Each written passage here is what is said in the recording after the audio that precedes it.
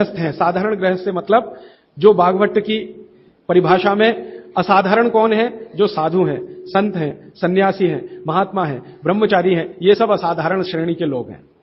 आप जो हैं साधारण श्रेणी में आते हैं। तो साधारण श्रेणी के लोगों को जीवन भर बिना रोग के जीवन बिताना, बिना डॉक्टर की मदद के अपनी जिंदगी को चलाना, बिना विशेषज्ञ की मदद के अपने जीवन को चलाना, उसके लिए उन्होंने जो कुछ कहा वो मैंने पिछले 7 दिन में अलग अलग समय पर आपको बताया। आज फिर उसको कह रहा हूं, रिपीटिशन कर रहा हूं ताकि याद रहे।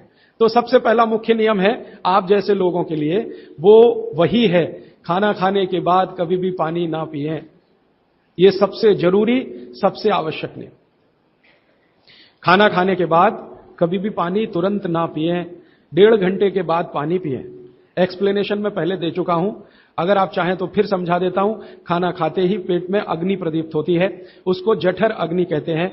जठर पेट का वो स्थान है जहां खाने का पाचन होता है। हिंदी में उसको आमाशय कहते हैं, संस्कृत में जठर कहते हैं। तो जठर स्थान पे अग्नि प्रदीप्त होती है और ये अग्नि 1.5 घंटे तक ही रहती है। तो 1.5 घंटे तक पानी ना पिए तो अग्नि अपना काम अच्छे से करेगी, तो भोजन आपका अच्छे से पचेगा, रस में बदलेगा। और मैंने आपको क्रिया बताई थी कि पहले खाना जो है ना पेस्ट में बदलता है। जैसे आप घुटी हुई खिचड़ी खाते हैं ना, खिचड़ी, वैसे खाना बनता है, वो 1.5 घंटे में बनता है। फिर उसके बाद रस निकलता है, और जब रस निकलेगा तब पानी की जरूरत है, क्योंकि बिना पानी के रस नहीं बनता। तो कहते हैं 1.5 घंटे के बाद पेट भर के पानी पिए। यह सबसे जरूरी, सबसे आवश्यक पहला नियम। दूसरा नियम, पानी कभी भी पिए तो घूट घूट भर के पिए। यह मैं बहुत आवश्यक नियम मानता हूं सबके लिए, आप जैसे लोगों के। आप में से थोड़ा अगर किसी को भी धीरज हो, धैर्य अपने जीवन में, तो आप ये चालू कर दीजिए, पानी घूट घूट घूट, जितना कम से कम 1 घूट में पानी पी सके उतना, और मुंह में घुमा घुमा के, ऐसे ऐसे कर करके। आप 6 महीने बाद देखना, 6 महीने बाद आपके शरीर की पूरी बायोकेमिस्ट्री बदल जाएगी।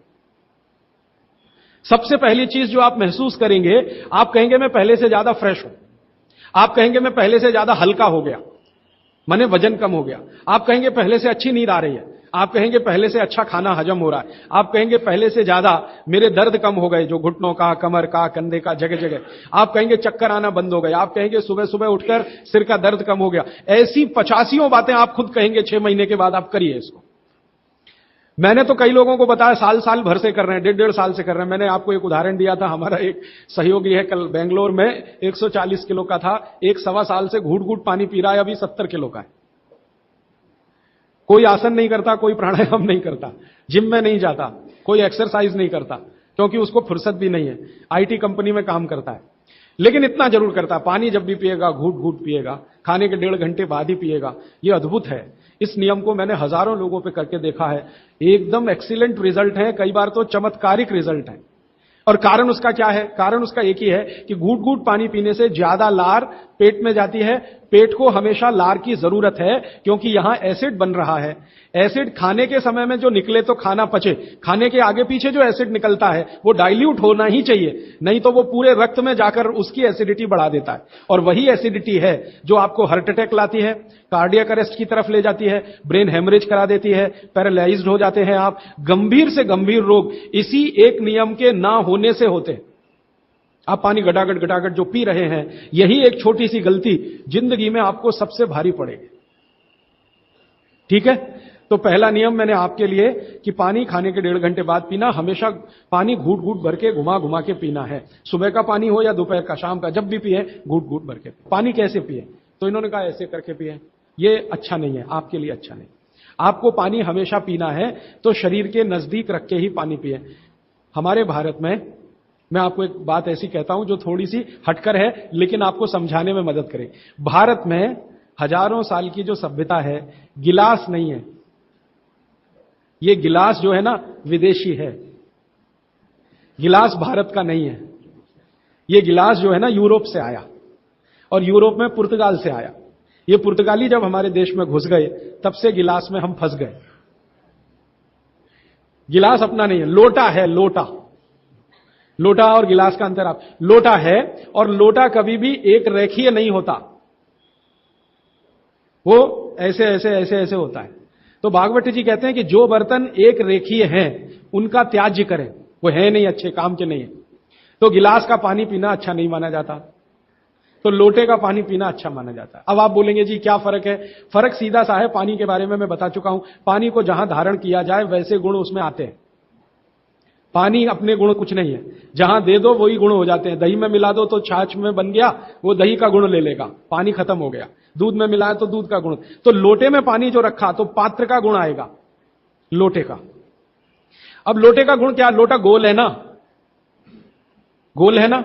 और आप थोड़ा गणित अगर समझते हैं और विज्ञान समझते हैं तो हर गोल चीज का सरफेस टेंशन कम रहता है। हर गोल चीज का सरफेस टेंशन कम रहता है क्योंकि सरफेस एरिया कम होता है। हर गोल चीज का चूंकि सरफेस एरिया कम है इसलिए सरफेस टेंशन कम है। इसको हिंदी में पृष्ठ तनाव कहते हैं। हर गोल चीज का सरफेस एरिया कम है तो सरफेस टेंशन कम है, और सरफेस टेंशन कम है तो जो पानी उसमें है उसका भी सरफेस टेंशन कम है। तो कम सरफेस टेंशन का पानी ही आपके लिए सबसे ज्यादा उपयोगी है। अगर सरफेस टेंशन बढ़ा हुआ पानी आप पिएंगे तो बहुत तकलीफ करने वाला है। सरफेस टेंशन बढ़ी हुई कोई भी चीज आप खाएंगे तो तकलीफ करने वाली है, क्योंकि उसमें शरीर को तकलीफ देने वाला एक्स्ट्रा प्रेशर आता है। तो गिलास का पानी और लोटे के पानी में जमीन आसमान का अंतर। इसी तरह से कुएं का पानी, कुआं गोल है ना, सबसे अच्छा। ये सारे साधु संत कुएं का ही पानी पीते हैं, आप जानते हैं। ना मिले तो बिहार कर जाते हैं, जहां कुआं मिलेगा वहां पिएंगे। देखा है ना आपने साधु संत, वो कुएं का पानी उनके लिए सर्वश्रेष्ठ है, क्योंकि कुआं गोल है, कुएं की सरकमफरेंस कम है और सरफेस एरिया कम है, इसलिए सरफेस टेंशन कम है। और सरफेस टेंशन कम होने से क्या होता है, पानी का एक गुण बहुत लंबे समय तक जीवित रहे। पानी का सबसे बड़ा गुण है सफाई करना। अब आपके लिए वो गुण कैसे काम में आ रहा है वो जरा देखिए। आपकी बड़ी आंत है और छोटी आंत है, आप जानते हैं कि उसमें मेम्ब्रेन है, कचरा उसी में जाके फंसता है, तो इसको निकाल निकाल के बाहर लाना पड़ता है। ये तभी संभव है जब सरफेस टेंशन कम वाला पानी आप पी रहे हैं। तो अगर सरफेस टेंशन बढ़ा हुआ पानी है तो ये कचरा बाहर नहीं निकालेगा। मैं इसको एक दूसरे तरह से समझाता हूं, कॉम्प्लिकेशन है लेकिन सरल समझा रहा हूं। आप एक एक्सपेरिमेंट करिए, आज घर जाइए और दूध लेके चेहरे पे लगाइए थोड़ी देर, और 5 मिनट बाद रुई से पूछिए तो रुई काली हो गई है ना। कैसे? अंदर का कचरा और गंदगी बाहर आया। कैसे बाहर आया? वो दूध ने बाहर लाया। अब दूध कैसे बाहर लाता है? दूध का सरफेस टेंशन सभी वस्तुओं में सबसे कम है। तो जैसे दूध आपने अप्लाई किया, दूध ने इस त्वचा के सरफेस टेंशन को कम कर दिया, क्योंकि जो वस्तु का जो गुण है दूसरे पर लगाओ तो वैसा ही आएगा। तो यहां दूध ने सरफेस टेंशन कम किया तो त्वचा थोड़ी सी खुल गई, और त्वचा खुली तो अंदर का कचरा बाहर निकल गया। यही क्रिया पानी करता है पेट में। यही सेम, आपने पेट में पानी डाला, बड़ी आंत और छोटी आंत का सरफेस टेंशन इसने कम कर दिया, तो बड़ी आंत और छोटी आंत थोड़ी खुल गई, और खुली तो सारा कचरा उसमें से बाहर आ गया। और हाई सरफेस टेंशन का पानी पिए, ज्यादा सरफेस टेंशन का, तो आंतें सिकुड़ेंगी, क्योंकि तनाव बढ़ेगा। तनाव बढ़ते समय चीज सिकुड़ती है, तनाव कम होते समय चीज खुलती है। तनाव बढ़ेगा तो सारा कचरा आंतों में अंदर बंद हो जाएगा। अब यही आपको मूलव्याध, बवासीर, भगंदर सब करेगा।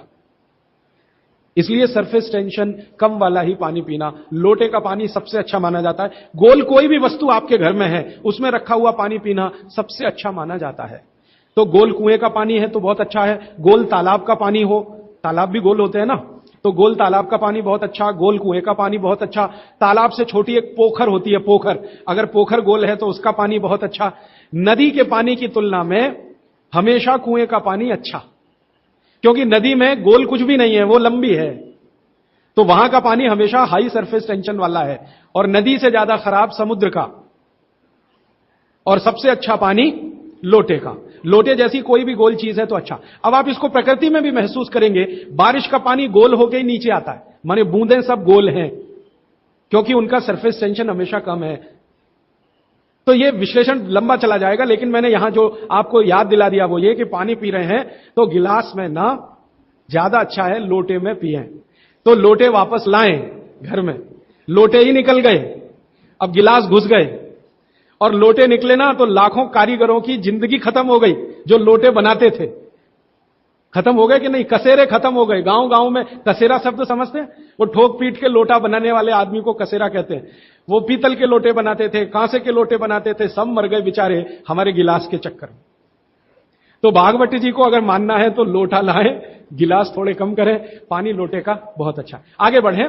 पानी कभी भी खड़े होकर ना पिए, ये मैंने पहले बता दिया है, फिर रिपीट कर रहा हूं, हमेशा बैठ के पिए। फिर उसके आगे का एक सूत्र है कि ठंडा पानी कभी ना पिए।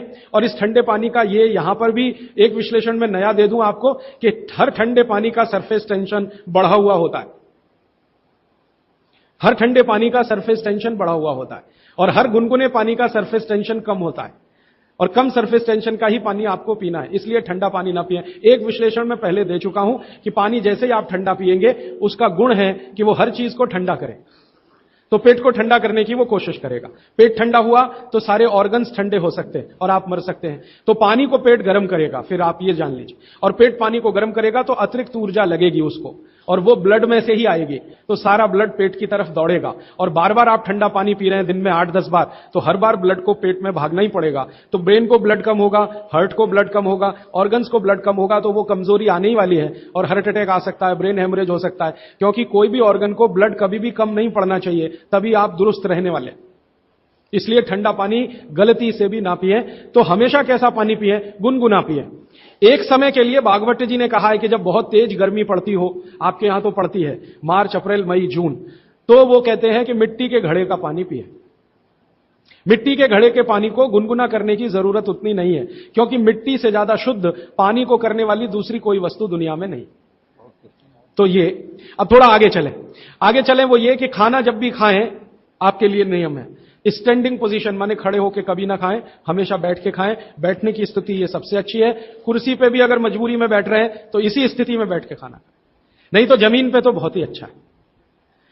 फिर उसके बाद एक नियम जो आपको जरूर पालन करना चाहिए, बहुत आवश्यक है आपके लिए, कि दो विरोधी वस्तुएं साथ में कभी ना खाएं। आप जैन हैं तो आपको तो सब अच्छे से समझता, भक्ष और अभक्ष का ज्ञान सभी साधु महाराज देते हैं, साध्वी जी देते हैं। दूसरे लोगों के लिए कह दूं, दूध और दही साथ में नहीं खा सकते, विपरीत हैं। हालांकि दूध से ही दही बनता है, लेकिन दूध और दही की प्रकृति एकदम अलग है। दूध कुछ और काम करता है, दही बिल्कुल अलग काम। तो दूध दही साथ में ना खाएं। दूध और दही की बनाई हुई कोई भी वस्तु साथ में ना खाएं। खीर खा रहे हैं तो दूध की है, तो कढ़ी नहीं खा सकते। कढ़ी खा रहे हैं तो दही की है, तो खीर नहीं खा सकते। कुछ भी ऐसी वस्तु जिसमें दूध और दही उपयोग है, वो साथ में नहीं। एक इसी तरह से शहद और घी आपके लिए बिल्कुल वर्जित है, आप बिल्कुल साथ में ना खाएं। शहद अलग खाएं, घी अलग खाएं। शहद ना खाएं तो भी चलेगा, गुड़ खाएं। अच्छा, ये बड़ी विचित्र स्थिति है, गुड़ और घी साथ में जरूर खाएं, शहद घी साथ में ना खाएं। गुड़ को बेहतर तरीके से अगर खाना चाहते, गुड़ तो वैसे ही सबसे बेहतरीन चीज है दुनिया की, लेकिन और बेहतर बनाना चाहते हैं तो उसमें जरूर घी मिला के खाएं। तो गुड़ घी चलता है, शहद घी नहीं कभी भी। इसी तरह का एक नियम है कि जैक फ्रूट माने फणस, कटहल दूध के साथ सबसे खतरनाक है। और मैंने कहा खट्टे फल जितने भी हैं, संतरा है, मौसमी है, वगैरह वगैरह, ये दूध के साथ बिल्कुल नहीं चल सकते। एक ही फल है, भागवत जी कह रहे हैं, जो खट्टा भी है और दूध के साथ जरूर खाएं, वो आंवला है। आंवला ये जरूर दूध के साथ खाएं। इसके आगे का एक नियम है, वो द्विदल वाला एक नियम तो बता ही दिया, द्विदल और दही ना खाएं। और मजबूरी है कोई खाने की तो दही को गर्म करें, माने बघारें, तासीर उसकी गर्म करें, फिर आप खाएं। नहीं तो नहीं खाएं तो अच्छा है। द्विदल खा रहे हैं तो 1-1.5 घंटे बाद दही खाएं। छाछ अगर खा रहे हैं द्विदल के साथ तो 1-8 घंटे के बाद पी लें। और अगर पीनी ही है तुरंत, प्यास नहीं रुक रही है, तो छाछ को बघारें, माने उसमें अजवाइन हो, थोड़ा जीरा हो, हींग हो, उसका छोंक लगाएं तो उसकी तासीर बदलती है, तो आप ले सकते हैं। और इसके आगे का एक नियम कि सुबह का खाना 9:30-10 बजे तक, क्योंकि उस समय जठर अग्नि सबसे ज्यादा तीव्र है, और शाम का खाना 5-6 बजे तक। ये मैंने आपके हिसाब से कैलकुलेशन किया। भागवत जी ने कहा इसमें जलवायु का, मौसम का ध्यान रखना है। तो आपके हिसाब से, माने आप चेन्नई में हैं तो 9, 9:30, 10 बजे तक भरपेट खाना खाएं, शाम को 5-6 बजे तक भरपेट खाएं। बीच में अगर आप कहते हैं जी भूख लगी तो कुछ फल खा लें। नहीं तो अच्छी चीज भागवत जी ने जो कही है, सुबह का खाना जो 9-10 बजे खाएं, शाम का 5-6 बजे, उनको बीच में भूख लग रही है तो कहते हैं चना और गुड़ खाएं, शेंगदाना और गुड़, माने मूंगफली और गुड़ खाएं। माने उस समय आप चिक्की खाएं, क्योंकि गुड़ और चना, गुड़ और मूंगफली उसमें है। दोपहर को अगर भूख लग रही है, चिक्की आप चाहें तो अच्छी भी खा सकते हैं, माने ज्यादा भी खा सकते हैं। बस एक ही तकलीफ ध्यान में रखें कि जब चिक्की और गुड़ ज्यादा हो जाए तो थोड़ी सोंठ चाट लें या थोड़ी सोंठ खा लें, तो उसका जो तासीर है वो तुरंत बदल जाता है। नहीं तो ज्यादा चिक्की खा ली तो नाक में से खून आ सकता है। तो नाक से खून ना आए, थोड़ी सोंठ या अदरक सोंठ इस्तेमाल करते हैं तो सोंठ, नहीं तो अदरक उसके साथ ले। फिर आगे बागभट्ट जी कहते हैं कि आपके भोजन का आपके जो वातावरण से बहुत रिश्ता है। आप जिस वातावरण में रह रहे हैं उसका ध्यान हमेशा रखें। अब मान लीजिए आप मद्रास में रह रहे हैं, तो मद्रास के आसपास का जो वातावरण है ये गर्म है। गर्म वातावरण में गेहूं नहीं हो सकता। गेहूं को होने के लिए ठंड चाहिए। तो निश्चित रूप से चेन्नई के आसपास किसी खेत में गेहूं अच्छा होगा नहीं। कोशिश करेंगे तो तब अच्छा होगा जब ठंड बढ़ जाए, क्योंकि गेहूं ठंड की फसल है, गर्मी की नहीं। गर्मी की फसल जो है वो चावल है, धान है, चावल है। बाजरा बहुत गर्मी की फसल है। ये राजस्थान में रहने वाले सब लोग जानते हैं कितनी गर्मी है राजस्थान में, और वहीं बाजरा सबसे अच्छा होता है। कच्छ में, सौराष्ट्र में कितनी गर्मी है, बाजरा सबसे अच्छा वहीं होता है। तो गर्मी की जो फसलें हैं वो धान है, बाजरा है, और जौ है, जवारी है। जवारी आप समझते हैं, ज्वार। तो ये सब आपके लिए अच्छे हैं। यहां चेन्नई में आप रहते हैं ना, ज्वार की रोटी खाएं, बाजरे की रोटी खाएं, गेहूं की कम ना खाएं तो भी चलेगा। जो यहां हो रहा है वो ज्यादा खाएं। अब आप बोलेंगे गर्मी में भी बाजरे की रोटी खाएं, ना खाएं, क्योंकि बाजरा वैसे तो गर्म है, लेकिन गर्मी में भी खाना है। मान लो आपको स्वाद है, छूट नहीं रहा है, जगह छूट गई है, स्वाद नहीं छूटता। मन हमारा अभी भी राजस्थान में है, या कच्छ में है, या सौराष्ट्र में। कुछ मजबूरी है कि हम यहां रह रहे हैं। अगर ये मजबूरी खत्म हो जाए तो आप सब भागेंगे यहां से। मजबूरी कैसी, कच्छ में, सौराष्ट्र में इतना ही पैसा आ जाए तो आप सब चले जाएंगे, क्योंकि मन जो है ना छूटता नहीं है, स्थान से लगा रहता है। स्वाद मन के साथ जुड़ा हुआ। तो स्वाद के लिए ही अगर बाजरा खाना चाहते हैं तो बिना गुड़ के ना खाएं। यहां पर चेन्नई में गुड़ और घी के साथ बाजरे की रोटी आप खा सकते हैं, गुड़ और घी के साथ जवारी की रोटी आप खा सकते हैं। ज्यादा आप खाएं तो चावल आपके लिए, धान जो यहां होता है वो सबसे अच्छा है। तो तासीर ध्यान रखें, आबो हवा का ध्यान रखें, वातावरण का ध्यान रखें, हर बनाते समय भोजन में और खाते समय भोजन में। ये कुछ सूत्र हैं जो बहुत आवश्यक हैं आपके लिए, मैं मानता हूं। जो मैंने आपको पिछले एक 45 मिनट या 30 मिनट में जो रिपीट किए, जिनको मैं बहुत आवश्यक मानता हूं। और इसमें से एक सूत्र छूट गया जो बहुत आवश्यक, सुबह सुबह उठकर पहले पानी पिएं। सुबह सुबह उठकर पहले पानी पिएं। कारण मैं बता चुका हूं कि उठते ही आपके मुंह में जो लार बन रही है वो बहुत बहुत बहुत कीमती है। उसकी कीमत लगा नहीं सकते आप, वो एकदम अमूल्य चीज है। वो अंदर ही जाए तो अच्छा है। तो आप उठते ही पानी पीने का नियम बनाएं। कितना पानी पिए, मैंने बताया था 18 से कम उम्र के जो बच्चे हैं उनको लगभग 1.5 से 2 गिलास, 60 से ऊपर के जो बुजुर्ग हैं उनको भी 1.5 से 2 गिलास, और आप जिस उम्र में हैं 18 से 60 तो कम से कम 3 गिलास। पीने का तरीका वही है, सिप सिप सिप सिप करके पीना। और ये सुबह का पानी अकेला पानी है जो बिना प्यास के भी पीना। जी, ये मुख्य नियम मैं मानता हूं आपको जरूर धारण करने चाहिए। और मेरी एक दूसरी गुजारिश है, आप जितने भी लोग बैठे हैं इन सब नियमों को पालन करें। आज से कुछ ने तो शायद शुरू भी किया है 2-3 दिन से, जरूर पालन करें। हो सकता है कि 6 महीने के बाद, 8 महीने के बाद मेरी आपकी फिर मुलाकात हो, तब आप मुझे इसकी रिपोर्टिंग करें।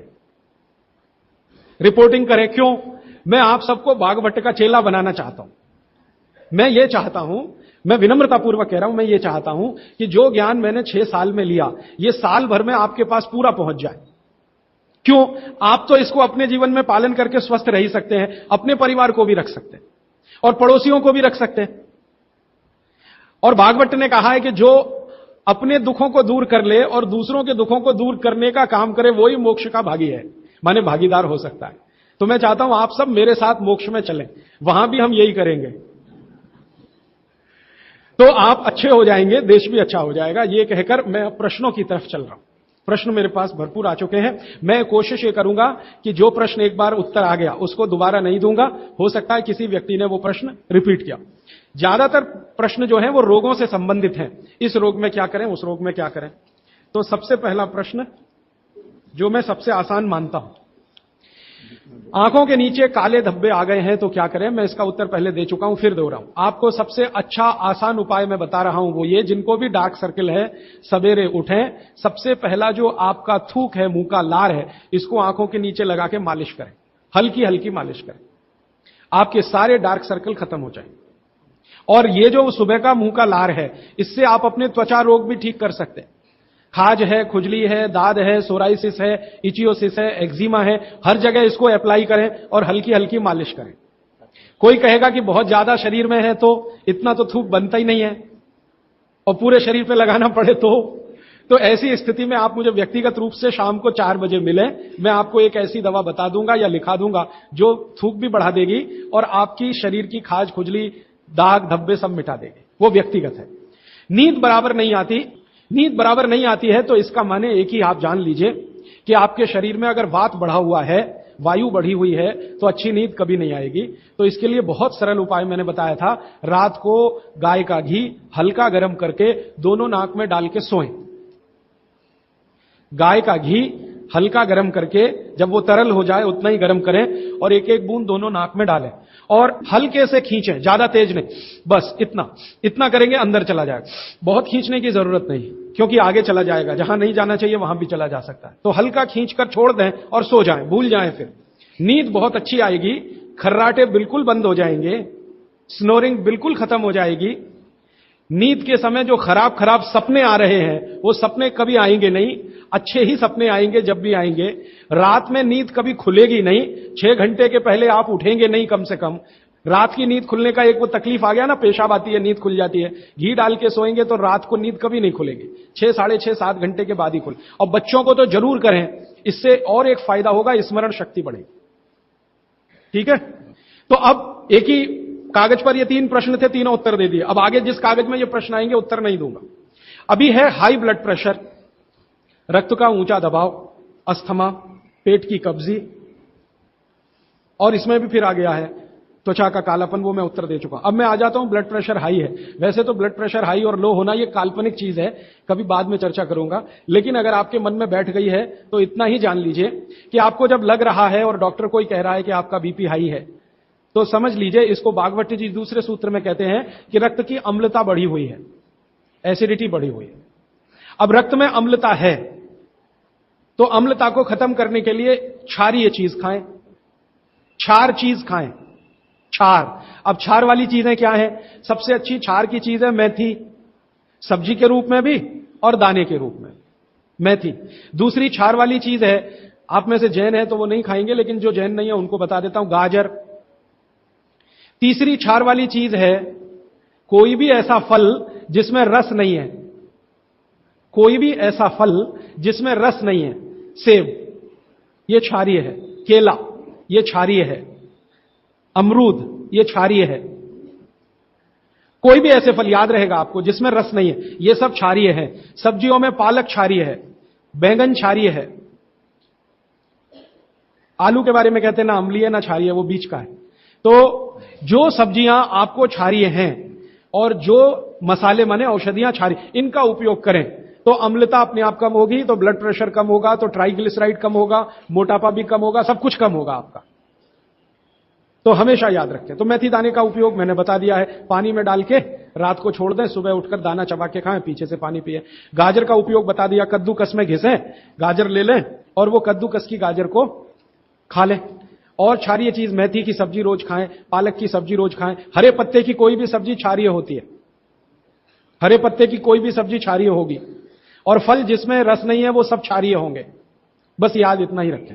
तो आप अगर उपयोग करेंगे तो हाई ब्लड प्रेशर तो जाएगा ही, उसके साथ ब्लड कोलेस्ट्रॉल कम रहेगा, ट्राइग्लिसराइड कम रहेगा, मोटापा कम होगा, पेट आपका कम होगा, और उसके अंत में हार्ट अटैक आएगा नहीं। ब्लॉकेज भी है तो निकल जाए। और एक क्षारीय चीज में भूल गया बताना, लौकी, दूधी। सब्जियों में सबसे ज्यादा क्षारीय कोई चीज है तो दूधी, माने लौकी ज्यादा खाएं, दूधी ज्यादा खाएं, और उसका रस भी पिए कच्ची दूधी का, तो और अच्छा है। जितने भी हाई बीपी के मरीज हैं उनके। अस्थमा, अस्थमा भी जो एक बीमारी है ना, वो वायु के प्रकोप की बीमारी है। तो अस्थमा ज्यादा है तो इसके लिए जो मैं बहुत बार बोल चुका हूं, फिर बोल रहा हूं, दालचीनी ये क्षारीय है, दालचीनी का उपयोग करें शहद के साथ। शहद क्षारीय है तो दालचीनी, शहद। शहद नहीं ले सकते तो गुड़। ये जो नारियल होता है ना, नारियल, मैंने आपको थोड़ी देर पहले एक बात कही है और मुझे याद आ गई, तो मैंने आपसे कहा जो भी फल में रस नहीं है वो क्षारीय है, और जो भी फल में रस है वो अम्लीय है। लेकिन ये नारियल अद्भुत फल है जो क्षारीय है, रस होते हुए भी। तो ये क्षारीय है। अब ये क्यों है, ये बाद का विषय। तो आप अगर अस्थमा से शिकार हैं, दमा के शिकार हैं, तो नियमित रूप से नारियल खाइए, हरा नारियल खाइए, कच्चा नारियल जिसको कहा जाता है, चबा चबा के खाइए। कितना खाएं जी? एक दिन में 50 ग्राम तक खा सकते हैं चबा चबा। तो दालचीनी और गुड़ लिया और नारियल चबा के खाया, 3 महीने के बाद आपका अस्थमा जड़ से खत्म होगा। वो 40 साल पुराना हो तो भी। इसके बाद हां, बाकी तो आंखों की। मुंह में छाले बहुत रहते हैं। ये मुंह में छाले बहुत रहते हैं, इसका माने पेट आपका साफ नहीं है, बड़ी आंत आपकी कचरे से भरी हुई है। तो मुंह में छाले रहते हैं तो सुबह सुबह का जो मैंने नियम बताया ना, पानी उठते ही पिए, घूट घूट पिए, तो छाले अपने आप खत्म। जैसे ही बड़ी आंत साफ हो जाएगी, छाले कभी नहीं आएंगे। और अगर आपको ये करने के बाद भी छाले में आराम नहीं मिल रहा है, तो आपको एक सरल आसान दवा बता देता हूं, जो होम्योपैथी की दुकान में मिलती है, जो बड़ी आंत को सबसे जल्दी से साफ कर देती है। उस दवा का नाम है बोरेक्स। सुहागा, सुहागा आप सब जानते हैं ना, सुहागा आंत को साफ करने वाली सबसे तीव्र दवा है, तीव्र। इसी का डाइल्यूशन करके होम्योपैथी में बनाया बोरेक्स। तो ले लें, किसी भी होम्योपैथी की दुकान से खरीद लें। 30 पोटेंसी में या 200 पोटेंसी में इसके 3 ही खुराक लेंगे तो जीवन भर के लिए छाले की बीमारी आपकी आएगी नहीं, क्योंकि यह तुरंत बड़ी आंत को साफ करता है। पानी करेगा, धीरे धीरे करेगा। बोरेक्स तो एक ही दिन में काम करता है, लेकिन भागवत जी कहते हैं ये एक ही दिन का चक्कर छोड़ना चाहिए, तुरंत हर चीज का रिजल्ट मिल जाए। वो कहते हैं जीवन में कोई भी चीज फास्ट है ही नहीं, हर चीज स्लो है। तो कोशिश करिए पानी से ठीक करें, और अगर आप बहुत परेशान हैं तभी बोरेक्स का इस्तेमाल करें। और ये दवा हमेशा पानी में डाल के लें, 1 बूंद डाल दें पानी में, और उस पानी के 3 हिस्से करके उसको पी लें। 1 कप पानी हो, आधा कप पानी हो, चौथाई कप पानी हो। अभी आगे का एक प्रश्न। अच्छा, गाय के मूत्र के बारे में मैंने आपसे कहा था, तो उस पर प्रश्न आए हैं 4-5। गोमूत्र सही गाय का है या उसको कोई बीमारी है, किस तरह की प्रॉब्लम हो सकती है, अगर गोमूत्र सही नहीं है तो उस हाल में क्या करना चाहिए। मैं आपको विनम्रतापूर्वक एक एक्सपेरिमेंट जो हमने किया वो बता देता हूं। गाय को हमने 6 साल जहर खिलाया। एक गाय पर यह एक्सपेरिमेंट हमने किया, 6 साल जहर खिलाया, सबसे खराब जहर खिलाया। उसका नाम है संखिया, अंग्रेजी में कहते हैं आर्सेनिक। तो हमने गाय को दिया, चारे में मिलाकर दिया, बहुत मामूली मात्रा में, क्योंकि हम जानते हैं ज्यादा देंगे तो गाय मर जाएगी। हमें यह देखना था कि ये थोड़ा थोड़ा जहर देते हैं तो उस पर असर क्या आता है। तो 6 साल जिस गाय पर हमने ये प्रयोग किया, वो गाय अभी भी जीवित है, अभी भी जीवित है और स्वस्थ है, तंदुरुस्त है। हमने हर बार उसको संखिया दिया और हर दिन उसके मूत्र में टेस्ट किया, आया कि नहीं आया, क्योंकि ऐसे कहते हैं ना, खाओ तो सब कुछ आने ही वाला है मूत्र में और ब्लड में। तो 6 साल लगातार उसको संखिया खिलाने के बाद भी उसके मूत्र में 1.0000 में चले जाएं, उतना भी संख्या कभी नहीं आया। अद्भुत है ये। अब मुझे पुरानी बातें इसमें जोड़नी है। बहुत लोग कहते हैं ना गाय के गले में शंकर भगवान का निवास है, वो शायद शंकर जी ने पी लिया।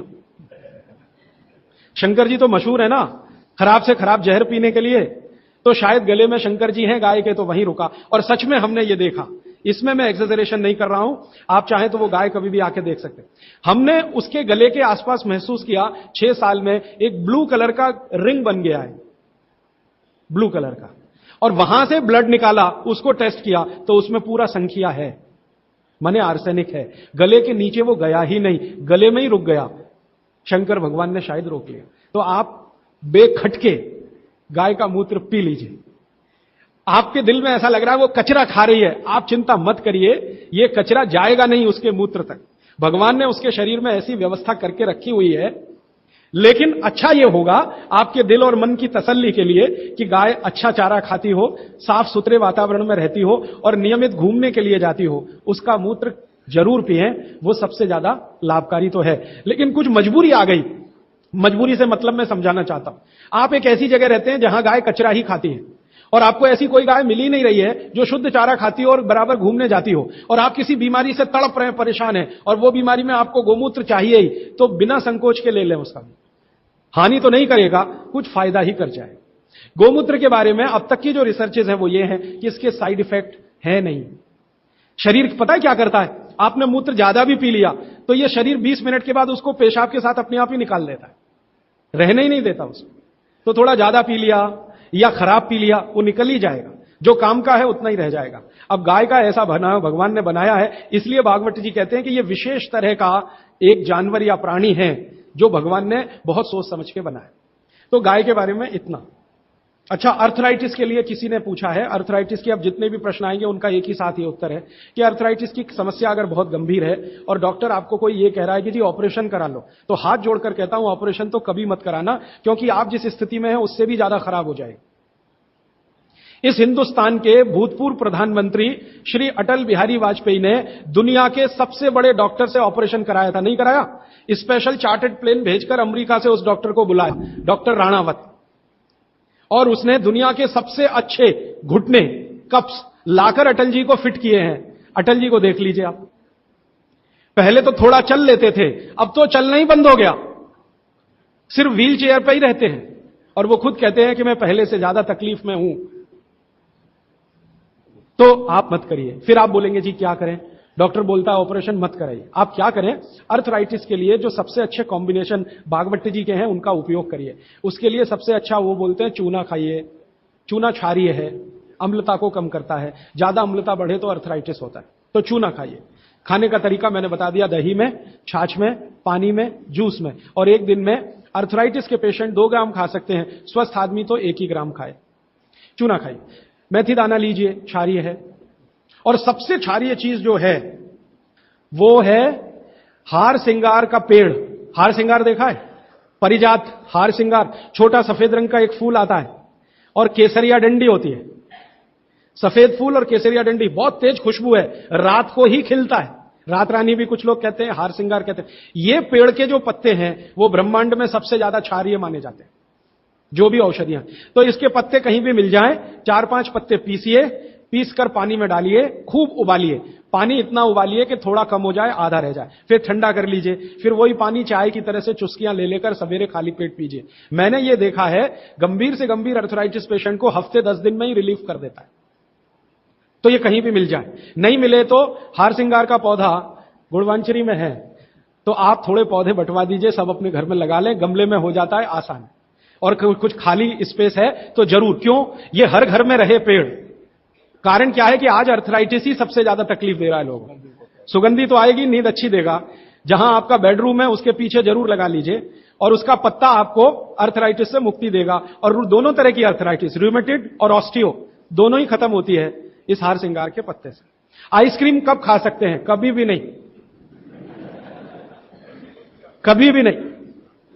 और अगर आइसक्रीम खा ही रहे हैं, आप कहते हैं जी मन नहीं मानता, स्वाद है और मुंह को लग गया है, अब क्या, तो इसका एक उपाय बता देता हूं। आइसक्रीम खाइए और पीछे से गर्म पानी में घी मिला के पी लीजिए,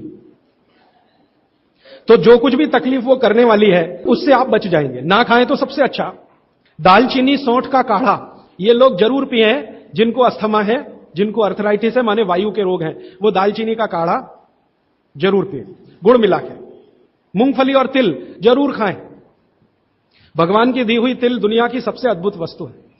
मैं तो आपको कहता हूं, जिंदगी भर मोटापे से बचना है, हार्ट अटैक से बचना है, आपको अर्थराइटिस से बचना है, तो रोज खाने के बाद तिल खाएं, चबा चबा के। काला तिल मिले तो बहुत अच्छा, नहीं तो सफेद ही खाएं। और आप जहां रहते हैं यहां के लिए तो बहुत ही अच्छा, मद्रास जैसे एरिया के लिए। एसिडिटी कम करने के लिए क्या करें? अम्लीय चीज ना खाएं, क्षारीय चीज ज्यादा खाएं, एसिडिटी कम होगी। और पानी घूट घूट पिए, 1-1.5 घंटे के बाद पिए, सुबह उठते ही पानी पिए, एसिडिटी सबसे पहले खत्म होगी। और आखिरी दवा जो सबसे प्रभावी है, जिनको भी एसिडिटी की बहुत तकलीफ है, खाने के बाद ये जो अजवाइन है ना, अजवाइन, इसको भूने तवे पे और थोड़ा काला नमक मिला के ले लें। मिश्री का सेवन बहुत अच्छा है, चीनी से बहुत अच्छा, लेकिन गुड़ से थोड़ा कम अच्छा। मिश्री चीनी की तुलना में तो बहुत अच्छी है और गुड़ से कुछ कम अच्छी है। तो चीनी छोड़ रहे हैं तो मिश्री पे चले जाइए, मिश्री छोड़कर गुड़ पे आ जाइए। हाँ, एक किसी ने सवाल पूछा है कि आप कौन सी जगह पे परमानेंट मिलते? मैं परमानेंट कहीं नहीं मिलता। लोग जो है ना मुझे कहते हैं कि राजीव दीक्षित रेल आश्रमी है, माने हर दिन ज्यादा से ज्यादा मैं रेल में मिलता हूं। तो परमानेंट मिलने के लिए एक केंद्र है, आपको उसका पता किताब में है, वो आप ले लीजिए। फोन नंबर, वहां आप कोई भी चिट्ठी भेजेंगे, मैं जहां भी रहता हूं मेरे पास आ जाती है। और ईमेल करेंगे तो मैं हर जगह खोल खोल के मेरा मेल बॉक्स चेक करता रहता हूं। तो वो पता जो वर्धा सेवाग्राम का है, भारत पीठम 10 ज्योतवानी लेआउट, सेवाग्राम रोड, सेवाग्राम, जिला वर्धा, महाराष्ट्र, ये मेरा परमानेंट केंद्र है। वहां आप पत्र भेज सकते हैं, फोन भी कर सकते, वहां फोन कभी भी करें तो पता चल जाएगा मैं कहां हूं। और मेरा मोबाइल नंबर आप सबको मैं चाहूं तो लिखा देता हूं, 9422 03599 9422 03599, ये मेरा मोबाइल नंबर है। और ईमेल एड्रेस है RAJIVDIXITABA RAJIVDIXITABA@rediffmail.com। और निरंजन भाई, प्रदीप भाई, ये कभी भी आप इनको संपर्क करेंगे तो ये कहीं भी खोज के बताएंगे कि मैं कहां हूं। अभी मेरे पास एक प्रश्न है, वो इस समय के विषय से तो नहीं जुड़ा, लेकिन मैं जोड़ के जरूर उत्तर दे देता हूं। आजकल हमारे घरों में पेप्सी कोक से भी ज्यादा नूडल्स खाया जा रहा है। पेप्सी कोक कम हुआ है पिछले 2-3 साल में, अच्छा हुआ, नूडल्स खाया जा रहा है। तो नूडल्स के बारे में आपको एक जानकारी दे दूं कि सबसे खराब वस्तु अगर खाने की कोई हो सकती है, कचरे में कचरा, तो वो यही है, नूडल्स। एक तो मैदे की है, ऊपर से सड़ा हुआ है। 6-7 दिन मैदे को सड़ा के रखा जाए तब नूडल्स तैयार होता है। और इस नूडल्स में टेस्ट लाने के लिए सूअर के मांस का रस मिलाया जाता है। बिना उसके नूडल्स बन ही नहीं सकता। जो मैगी है ना, मैगी या कोई भी नूडल्स, सूअर के मांस का रस, सड़ा हुआ मैदा, 6-6 दिन पुराना, उससे तैयार हुआ है। अब आप तय कर लो, खाना है या नहीं खाना। एक प्रश्न है जिसका उत्तर दे नहीं सकता। किसी ने कहा आज की शिक्षा बहुत बेकार है, वैकल्पिक शिक्षा की बात बताइए। तो समय ज्यादा है, आप मुझे ईमेल करिए, मैं लंबा जवाब दूंगा। गाय का घी कान नाक में डालने के लिए मैंने बोला था, तो वो उत्तर दे चुका हूं, फिर रिपीट इसलिए कर रहा हूं कि गलती ना करें। घी को हल्का गर्म करना है, ज्यादा नहीं। गाय का घी नाक में डालने के लिए हमेशा हल्का गर्म करना है, ज्यादा नहीं। और एक ही बूंद एक नाक में, दूसरी बूंद दूसरी नाक। हां, एक बहुत अच्छा सवाल है, दैनिक जीवन में कौन सा नमक खाएं? सबसे अच्छा सेंधा नमक खाएं। और इसको याद ऐसे रखें, पत्थर वाला नमक खाएं। यह समुद्र के पानी का नमक कम से कम खाएं। पत्थर वाला नमक एक तो सेंधा नमक है, दूसरा नमक है जो काला नमक है, ये आप ज्यादा उपयोग करें। मेरा तो कहना है कि आज से ही घर में नमक तो तुरंत बदल दें, बदलते ही आपको असर दिखाई दे जाएगा। आपको जो तकलीफ है ना ब्लड प्रेशर की, अर्थराइटिस की, ये नमक बदलने से ही बहुत आराम दे देगी आप। तो सेंधा ही नमक। किसी ने कहा है कि गोमूत्र अर्क लेने में पहले दिन खराब लगा, 3 दिन खराब लगेगा, 3 दिन, चौथे दिन से अच्छा लगेगा। तो छोड़े नहीं उसको, एक दिन खराब लगा, छोड़िए मत, दूसरे दिन भी लीजिए, तीसरे। गोमूत्र अर्क है ना, तो 1 चम्मच से ज्यादा मत लीजिए, और गोमूत्र प्योर है तो आधा कप लीजिए। किसी को प्रश्न है कि दिन भर नींद आती रहती है, क्या करें? वैसे तो नींद आए तो अच्छा है, लेकिन दिन भर नींद आए तो अच्छा नहीं है, तो क्या करें? इसका मतलब यह है कि आपके शरीर में एक क्षार बहुत कम है, और ये वही क्षार है जो आपको सबसे ज्यादा मिलता है चूने से। जिनको दिन भर नींद आती है वो चूना खाएं, मट्ठे में मिला के, छाछ में मिला के। नारियल का तेल बालों में जरूर लगाएं। किसी ने पूछा है, लगाएं? जरूर लगाएं। नारियल का तेल आप खा भी सकते हैं, क्योंकि आप चेन्नई में रहते हैं। अगर आप पटना में रहेंगे तो नहीं खा सकते नारियल का तेल, चेन्नई में रहते हैं तो जरूर खा सकते।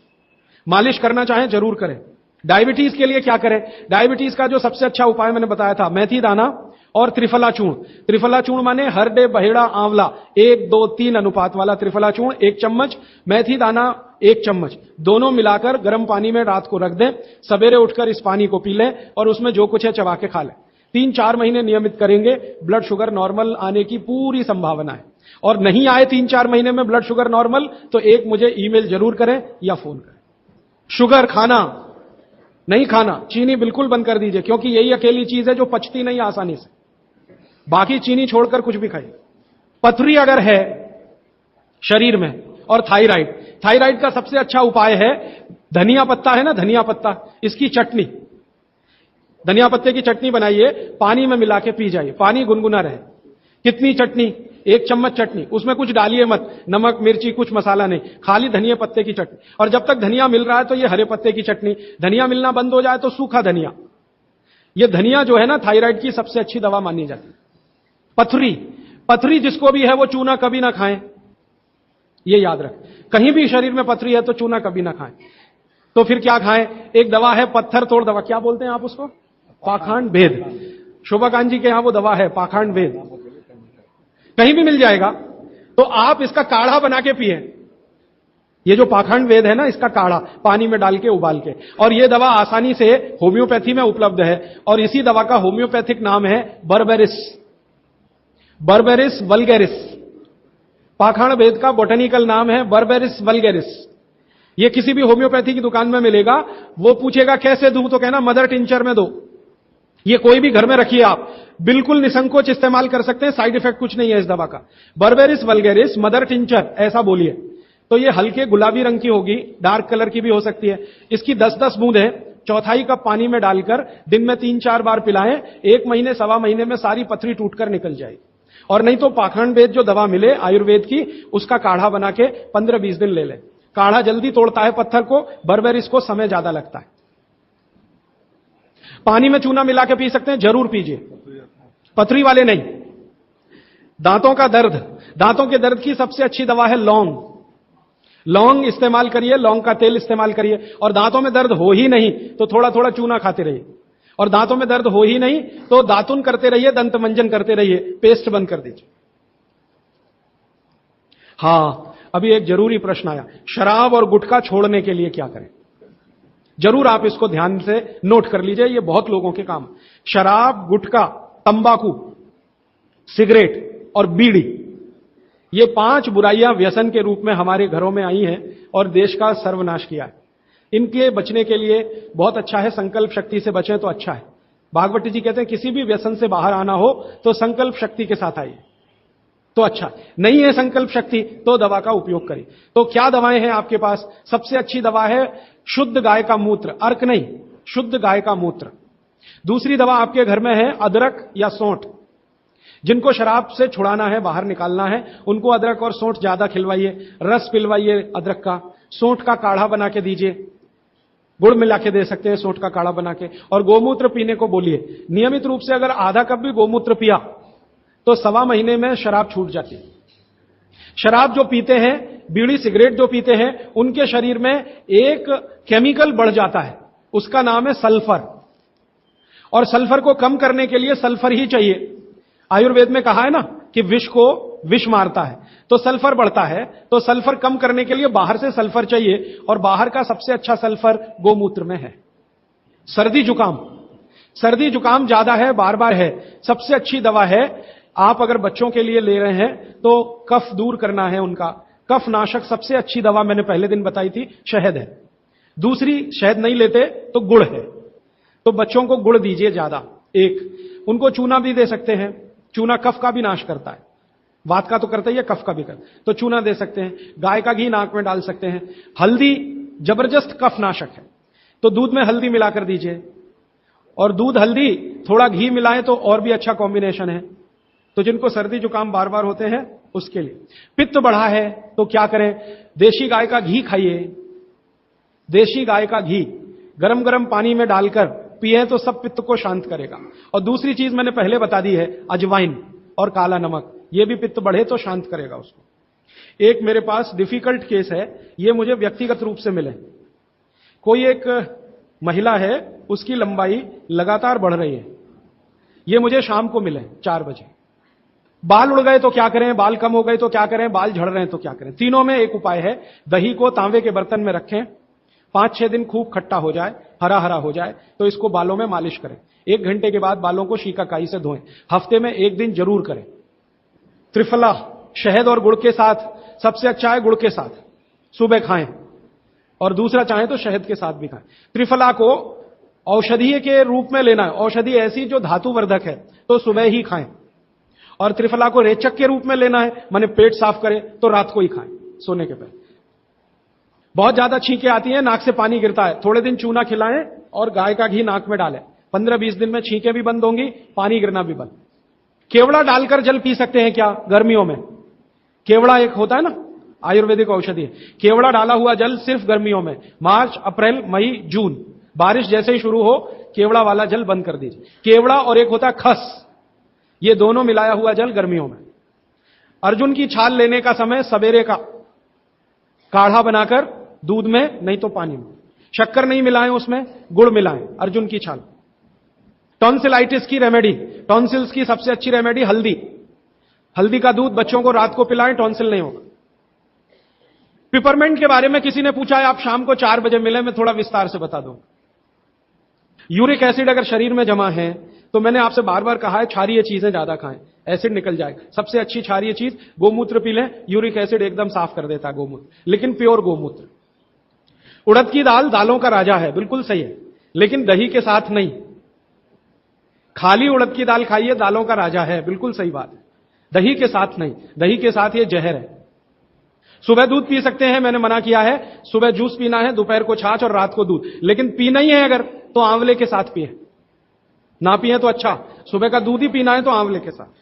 मोटापा कम करने के लिए उपाय बता दीजिए, आप लिख लीजिए इसको, नहीं तो याद कर लीजिए। जिनको भी मोटापा कम करना है उनको क्षारीय चीजें ज्यादा खानी है। तो मैंने आपसे कहा गाजर खाइए, गाजर नहीं खा सकते, दूध ही खाइए। अब खाएं कैसे? गाजर को कद्दूकस में घिसिए और उसके लच्छे बनेंगे। फिर थोड़ी एक और क्षारीय चीज आपको आजकल उपलब्ध है, सेब। सेब पूरा क्षारीय होता है, तो सेब को कद्दूकस में घिसिए, दोनों बराबर मात्रा में मिला के सुबह पेट भर के खा लीजिए। 3 महीने लगातार खाइए। फिर अगले 3 महीने इसको बैलेंस करने के लिए आंवला खा लीजिए। आंवला 2-3 आंवला रोज मुरब्बे के रूप में या क्या। फिर 3 महीने आंवला हुआ, फिर वापस इस गाजर और इस पे आ जाइए। तो साल भर अगर आप करेंगे तो बहुत आराम से 1/3 वजन तो आपका घट ही जाएगा। हो सकता है किसी का आधा भी हो जाए। ह्यूमन यूरिन के बारे में आपने पूछा, मैंने पहले ही बताया, अगर आप शाकाहारी हैं तो अपने मूत्र का भी इस्तेमाल कर सकते हैं, लेकिन गोमूत्र उससे हमेशा बेहतर है। बच्चे पेशाब करते हैं बिस्तर में, इसके लिए क्या करना? खजूर खिलाइए। खजूर छोटे छोटे टुकड़े काटकर बच्चों को खजूर दूध में डालकर, छोटे छोटे टुकड़े दूध में डालकर उबालिए, खूब उबल जाए, फिर वो दूध पिलाइए, खजूर खिलाइए, तो रात का बिस्तर का पेशाब उनका बंद हो जाए। वो एक प्रश्न है, वो कब्जियत से जुड़ा हुआ है। वो ये कहते हैं कि जल्दी से संडास उतरती नहीं है, क्या करें? रात को त्रिफला चूर्ण खा के सो जाइए, नहीं तो दूध में घी मिलाकर पी लीजिए, ये सबसे अच्छा है। दूध में घी मिला के रात को सोने से पहले पिएं तो सवेरे संडास बहुत आसानी से उतरती है और सबसे कम समय में पेट साफ होता है। नहीं तो त्रिफला भी ले सकते हैं। 3 महीने। देखिए, एक नियम हमेशा याद रखिए, जो मैं बार बार कह, लगातार कोई भी दवा आयुर्वेद की 3 महीने से ज्यादा मत खाइए, और अगर जरूरत पड़ रही है तो थोड़े दिन ब्रेक दे दीजिए, 15 दिन का, 10 दिन का, 20 दिन का ब्रेक के बाद फिर अगले 3 महीने ले सकते हैं, फिर ब्रेक दे दीजिए। फिर ये नियम बहुत जरूरी है, नहीं तो तकलीफ बहुत दूसरी भी हो सकती है। पीठ की हड्डी में दर्द है, चूना खाइए। बच्चों को खांसी की एलर्जी अगर है तो नियमित रूप से, मैंने कहा ना, ऐसी चीजें दीजिए, कफनाशक है, सूंठ है, पान का पत्ता है, शहद है, गुड़ है, ये सभी कफनाशक हैं। कितनी उम्र के बच्चों को त्रिफला दिया जा सकता है? अगर छोटे बच्चे हैं तो त्रिफला ना देकर आंवला दीजिए, और त्रिफला देने का समय अगर शुरू कर रहे हैं बच्चों को तो थोड़ा 3-4 साल हो जाने दीजिए उनका। 3-4 साल के पहले दे सकते हैं तो आंवला दीजिए। और वैसे तो मेरा कहना है 14 साल की बच्चों को आंवला ही अच्छा है, त्रिफला उनको ना ही दें। त्रिफला एक उम्र के बाद ही सबसे अच्छा होता है। बहुत अधिक उम्र में घुटनों का दर्द, कमर का दर्द, तरीका मैंने वही बताया, चूना सबसे अच्छा है। अधिक उम्र में चूना सबसे अच्छा, अर्थराइटिस के लिए, घुटनों के दर्द। एड़ी का दर्द और कोहनी का दर्द तो ऐसे ही मिट जाएगा जब पानी घूट घूट पीने लगेगी। जल्दी भूल जाए, स्मरण शक्ति कम हो, गाय का घी नाक में डालना सोते समय।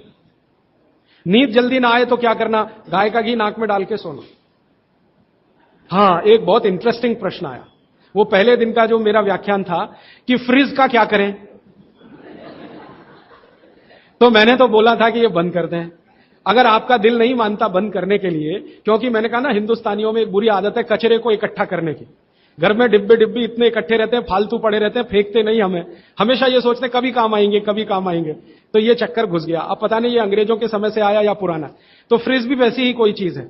तो एक बहन ने या किसी ने सवाल ये लिख के भेजा है कि फ्रिज में से हमने सब्जी निकाल के 48 मिनट रख दी, तो अब उपयोग कर सकते हैं? हाँ, कर सकते हैं। उसको शायद ये बात अच्छे से समझ में आई। वो 48 मिनट का जो किस्सा मैंने बताया ना, तो वो चाहती नहीं है कि फ्रिज घर के बाहर जाए, किसी तरह इसका उपयोग होता रहे। तो ये मजबूरी का खेल है, लेकिन कर लीजिए कि आप कुछ भी जो रखा है फ्रिज में, अगर उसको पकाना चाहते हैं, खाना चाहते हैं, तो निकाल के 48 मिनट रख दीजिए, फिर उसका उपयोग कर लीजिए सब्जी के रूप में। नहीं तो एक चीज मत करिए कभी भी, कोई भी चीज एक बार गर्म करके आपने फ्रिज में रख दी तो दोबारा गर्म मत करिए। वो दूध हो या सब्जी हो या दाल हो, करिए ही मत।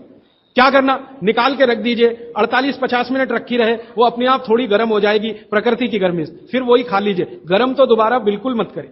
फ्रिज के दूध को दोबारा गर्म कभी मत करिए, फ्रिज की दाल को दोबारा गर्म कभी मत करिए, फ्रिज की सब्जियों को दोबारा गर्म मत करिए।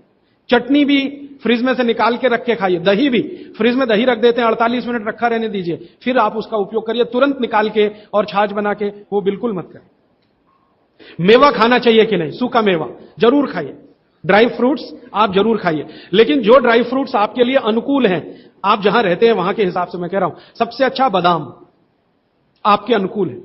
आपके अनुकूल काजू नहीं है, बादाम बहुत अनुकूल है मद्रास में रहने वालों को, काजू अनुकूल है जम्मू कश्मीर में रहने वाले, तो बादाम भरपूर खा सकते हैं। और जो दूसरी चीज अनुकूल है, मुनक्का, किशमिश, किशमिश और मुनक्के में थोड़ा अंतर है, बड़ी किशमिश को मुनक्का, तो मुनक्का और किशमिश ये आपके बहुत अनुकूल है, बादाम आपके बहुत अनुकूल है। मखाना 50-50 है, ज्यादा अनुकूल तो बिहार उत्तर प्रदेश वालों को है और थोड़ा चले तो झारखंड वालों को। आपके लिए 50-50, ना बहुत प्रतिकूल है ना बहुत अनुकूल है, बीच का है। और बाकी जो अखरोट वगैरह हैं ये आपके अनुकूल नहीं। अखरोट खाना चाहिए हमेशा ठंड में रहने वाले लोगों को, आपके लिए अखरोट बिल्कुल अनुकूल नहीं। और ड्राई फ्रूट्स क्या खाते हैं आप? चिरौंजी, चिरौंजी क्या कहते हैं उसको? जो चिरौंजी है वो आपके लिए अनुकूल है, चेन्नई के आसपास के लोगों के लिए अनुकूल है, वो आप खा सकते हैं। और ड्राई फ्रूट शायद इसके आगे हैं, हां केसर। केसर अगर आप खाएं, वैसे तो औषधि है, ड्राई फ्रूट नहीं, लेकिन ये 3 महीने के आगे नहीं खा सकते, नवंबर दिसंबर जनवरी, और दूध में मिला के। मिश्री, पिस्ता 50-50 है।